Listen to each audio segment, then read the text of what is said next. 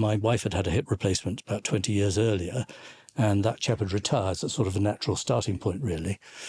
And so it was a matter of starting from scratch, looking up people. So I started to do some research, really, and looked up. He said, look for people who do a lot of them, you know, who have got enough experience, you know, enough time under their belt, as it were, and look for a place that does lots of them.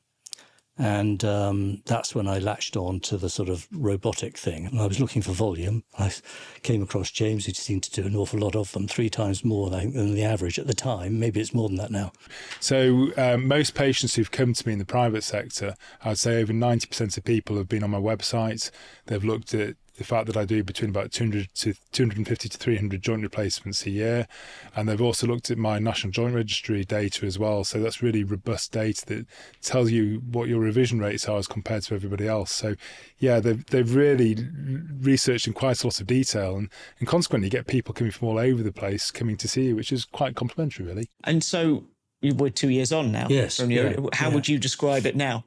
Well, I don't really know I've got it. Actually, I've forgotten about it.